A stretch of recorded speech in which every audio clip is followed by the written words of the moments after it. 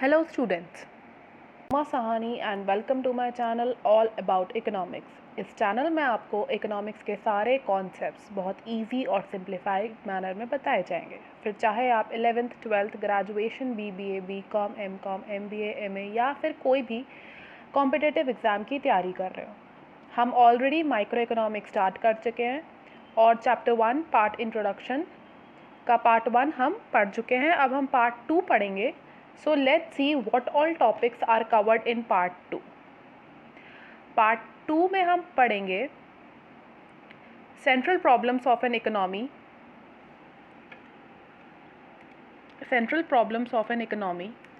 positive and normative economics का comparison, and finally हम पढ़ेंगे micro and macro economics which are the branches of economics इसका comparison.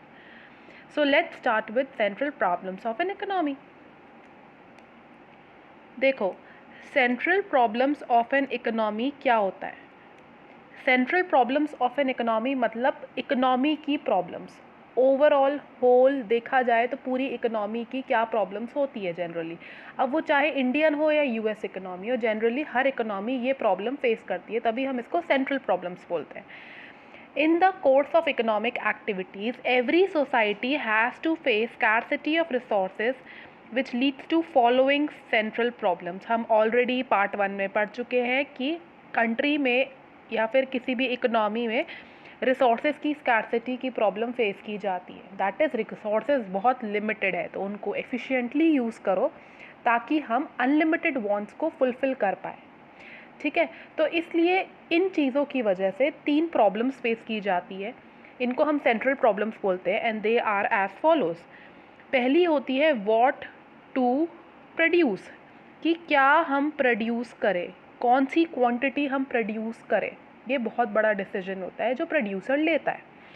Second होता है जब आपने डिसाइड कर लिया कि क्या प्रोड्यूस करोगे, तो सेकंड सवाल है कि कैसे प्रोड्यूस करोगे, how to produce. Okay, and finally आपको ये डिसाइड करना है कि आप किसके लिए प्रोड्यूस करोगे। एक प्रोड्यूसर ने कमोडिटीज़ प्रोड्यूस तो कर ली, टेक्निक्स भी डिसाइड कर ली कैसे प्रोड्यूस करना है, बट फाइनली उन कमोडिटीज़ को कोई तो कंज्यूम करेगा ना, तो वो कैसे डिसाइड होएगा, ये तीसरी प्रॉब्लम होती है। ओके, कि हम किस सेक्टर के लिए हम प्रोड्यूस कर रहे हैं अपने कमोडिटीज़, किस टाइप के प्रोड्यूस कर रहे हैं। Okay, so let's start with first problem, that is what to produce. What to produce मतलब कौन सी कमोडिटीज़ पे हम फोकस करेंगे as a producer. What possible commodities to produce. अब वो कंज्यूमर गुड्स प्रोड्यूस कर रहे हो कि कैपिटल गुड्स प्रोड्यूस कर रहे हो कि वॉर गुड्स प्रोड्यूस कर रहे हो। ये जो कंज्यूमर गुड्स है ये क्या होते हैं? Consumer goods are those goods which are available for the final consumption. जो हम लोग कंज्यूमर्स हैं, जो मार्केट में जाते हैं और जो उसी समय जो चीज़ अवेलेबल है उसे ख़रीद लेते हैं। लेट्स से पेन, पेन एक फाइनल कमोडिटी है जो हम कंज्यूमर्स के लिए बनी हुई है, तो इसे हम कंज्यूमर गुड्स बोलेंगे। कैपिटल गुड्स क्या, तो कंज्यूमर गुड्स किसके लिए हुए? कंज्यूमर के लिए, फॉर फाइनल कंजम्पशन। फिर कैपिटल गुड्स क्या होते हैं? They are for producers. ठीक है, जो कंजम्पशन के लिए अवेलेबल नहीं होते बट फर्दर प्रोडक्शन के लिए अवेलेबल है, जो प्रोड्यूसर्स यूज़ करते हैं। लेट्स से मशीन्स अवेलेबल होती है मार्केट में, बट वो परचेज करते हैं प्रोड्यूसर्स और वो उन्हें आगे फर्दर प्रोडक्शन में यूज़ करते हैं ताकि वो कमोडिटीज़ उससे बना सके। कौन सी कमोडिटीज़? कंज्यूमर कमोडिटीज़ या कंज्यूमर जो गुड्स होते हैं उनकी कमोडिटीज़। ठीक है, तो कैपिटल गुड्स वो होते हैं जो प्रोड्यूसर्स यूज़ करते हैं। फिर एक हो सकते हैं वॉर गुड्स, कि अगर आपकी कंट्री में वॉर चल रही है या वॉर की संभावना है कि आगे जाके वॉर हो सकती है, तो आप उस कमोडिटीज़ में फोकस करोगे। ठीक है, अब ऐसा नहीं होता है, कंज्यूमर गुड्स में भी कैटेगरीज होती है। हो सकता है आप ड्यूरेबल गुड्स बना रहे हो जो लंबे टाइम तक चलने वाले हैं, लेट्स से कि फर्नीचर वगैरह हो गया या फिर फ्रिज हो गया या फिर साइकिल हो गई या फिर मोटरसाइकिल हो गई, या फिर आप नॉन ड्यूरेबल गुड्स बना रहे हो जो वन टाइम यूज़ के लिए बहुत लिमिटेड टाइम के लिए यूज़ हो सकते हैं, लेट्स से मिल्क प्रोडक्ट्स वगैरह। तो ये सारे डिसीजन एक प्रोड्यूसर लेता है। तो बहुत टाइप के कमोडिटीज़ हैं, तो वो डिसाइड करेगा कि उसको किस टाइप के कमोडिटीज़ प्रोड्यूस करने हैं। अब जब उसने कमोडिटीज़ डिसाइड कर ली फाइनली कि लेट्स से उसे पेन प्रोड्यूस करना है, तो वो क्या करेगा, हमारा नेक्स्ट सवाल उसके दिमाग में क्या आएगा कि भाई मुझे अब कितना प्रोड्यूस करना है, कितनी क्वांटिटी, ठीक है। वो भी बहुत बड़ा डिसीजन है, क्योंकि उसे पहले अपनी डिमांड देखनी होगी कि उस प्रोडक्ट की मार्केट में कितनी डिमांड है, उस अकॉर्डिंग मैं प्रोड्यूस करूँगा, क्योंकि वेस्टेज किसी को नहीं पसंद। ओके, तो ये था what to produce. I hope आपको क्लियर होगा। नेक्स्ट हमारी सेंट्रल प्रॉब्लम कहती है how to produce. How to produce मतलब which technique,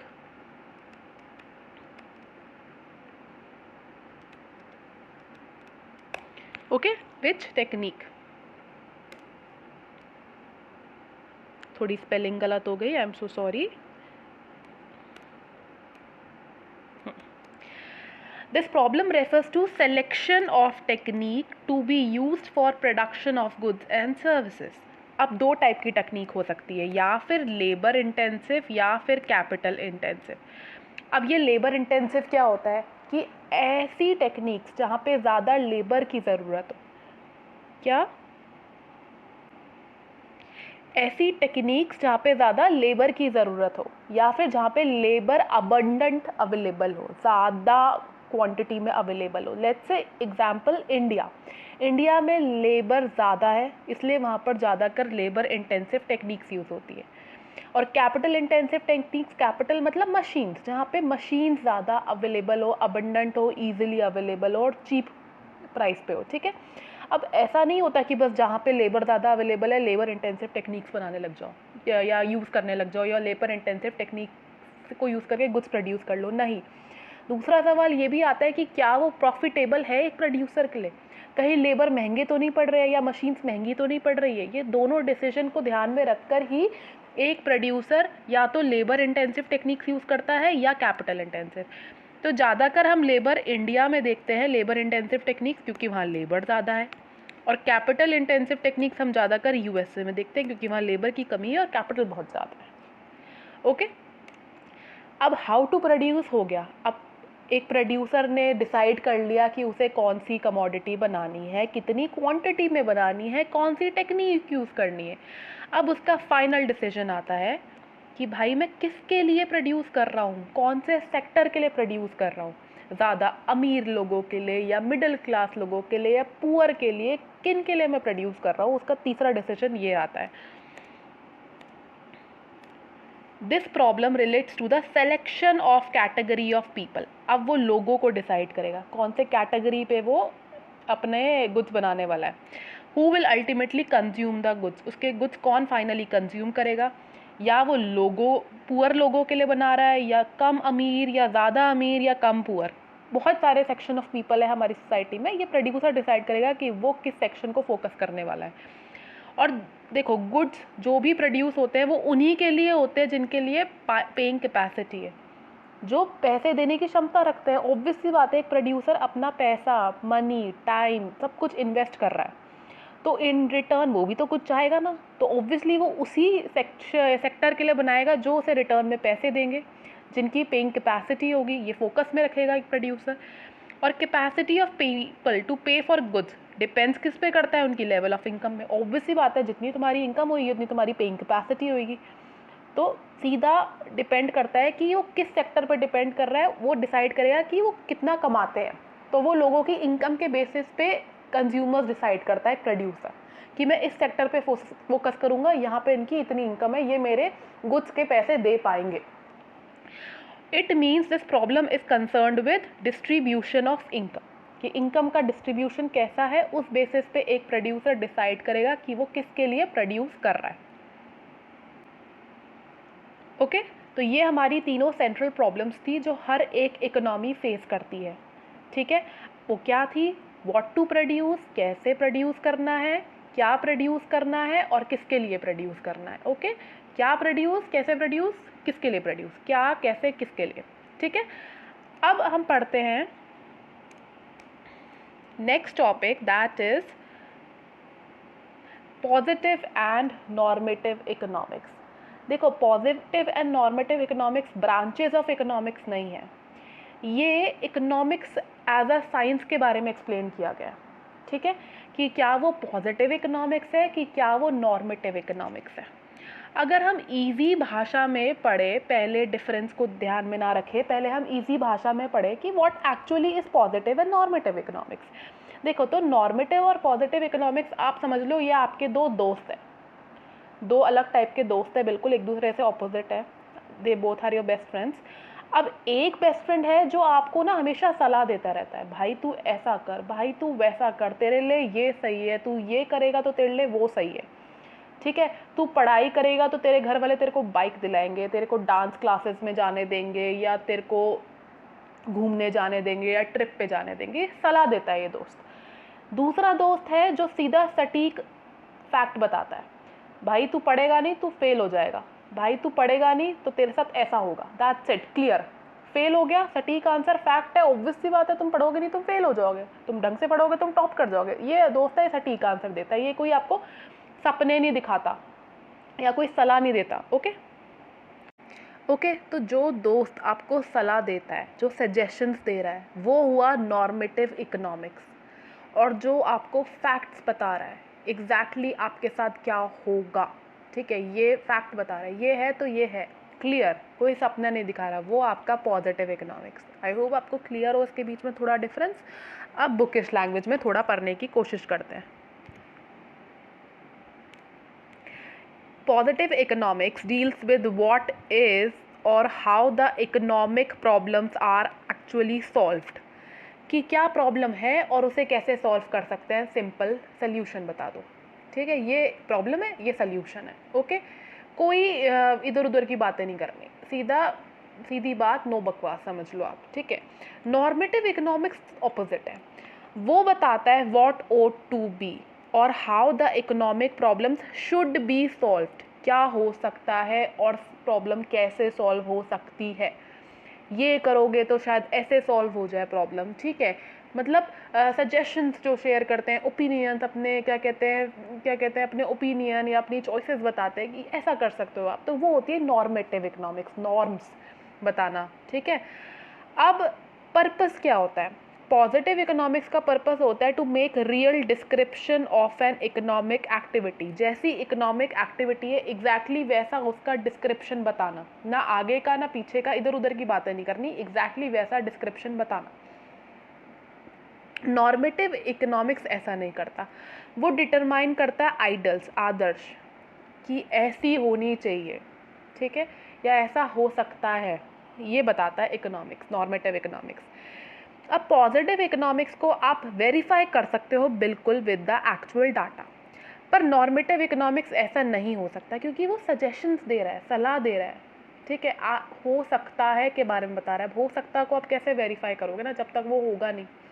okay, value judgements, क्या आप पॉजिटिव इकोनॉमिक्स को जज कर सकते हो, does not give value judgements, it give value judgements.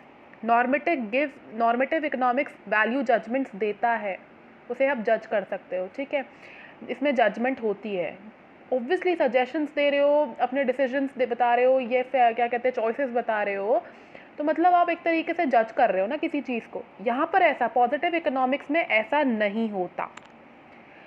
Suggestive, क्या पॉजिटिव इकोनॉमिक्स में आप सजेशन दे सकते हो, बिल्कुल नहीं, यहाँ सीधा सब कुछ फैक्ट पे बेस्ड है।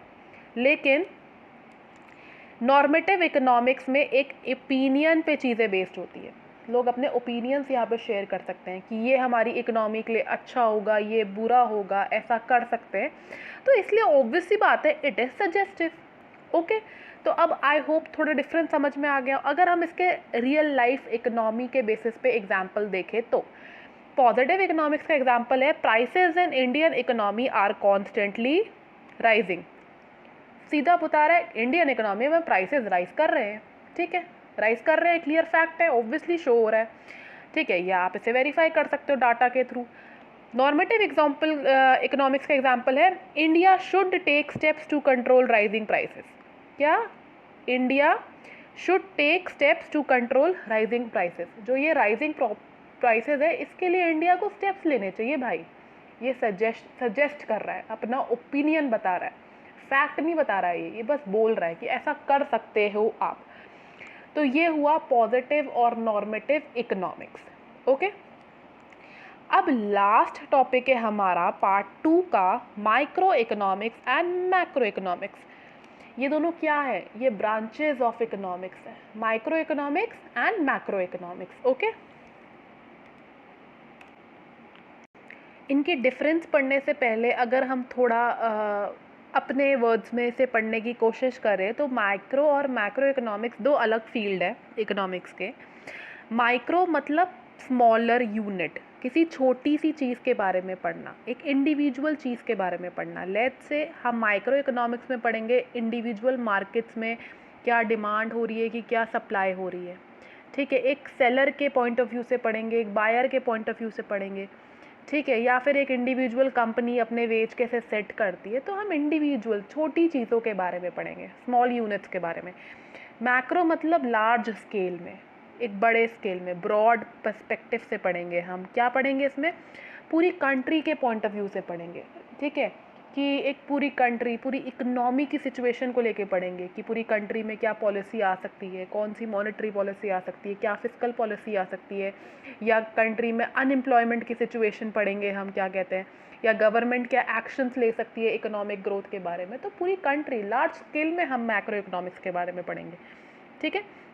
तो इसलिए ये दो ऑपोजिट बिल्कुल अलग ब्रांचेस है, इसलिए हम इसके बीच का अब डिफरेंस पढ़ेंगे, या आप बोल सकते हो आप इन दोनों को कंपेयर कर रहे हो, ठीक है। अगर मैं बोलूँ, पहले हम मीनिंग के बेसिस पे अगर डिफ्रेंशिएट करेंगे तो जस्ट मैंने अभी आपको बताया कि माइक्रो इकोनॉमिक्स स्टडी करता है बिहेवियर ऑफ इंडिविजुअल यूनिट्स। क्या स्टडी करता है? बिहेवियर ऑफ इंडिविजुअल, किसी सिंगल यूनिट के बारे में। अब वो सेलर हो सकता है, एक कंपनी हो सकती है, या फिर आप बोल सकते हो एक कंज्यूमर हो सकता है, ये एक मार्केट के बारे में स्टडी कर रहे हैं। लेकिन मैक्रो में हम behaviour of aggregates of the economy, पूरी इकोनॉमी को लेकर हम चलेंगे, ठीक है। पूरी इकोनॉमी में क्या सिचुएशन चल रही है एज अ होल, वो पढ़ेंगे।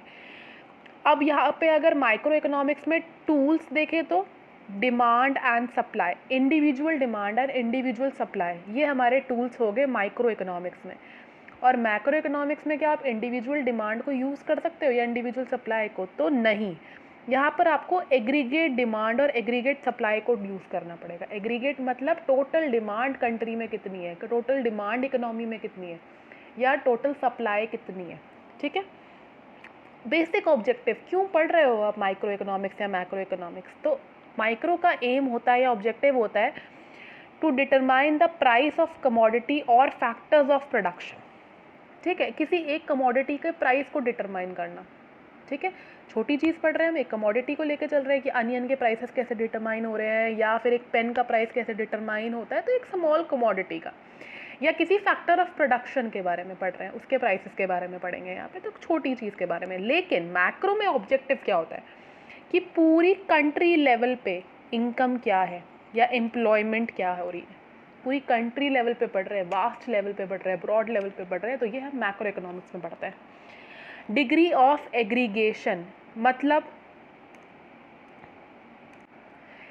एग्रीगेशन का मतलब क्या होता है? चीज़ों को मिला के, कुछ चीज़ों को मिलाकर, या कुछ, ठीक है, कुछ चीज़ों को मिला के एक ग्रुप बनाना। अब क्या ये ग्रुप बड़ा बन सकता है माइक्रो इकोनॉमिक्स में? नहीं, क्योंकि इंडिविजुअल यूनिट्स को मिलाकर आप कितना बड़ा ग्रुप बना दोगे।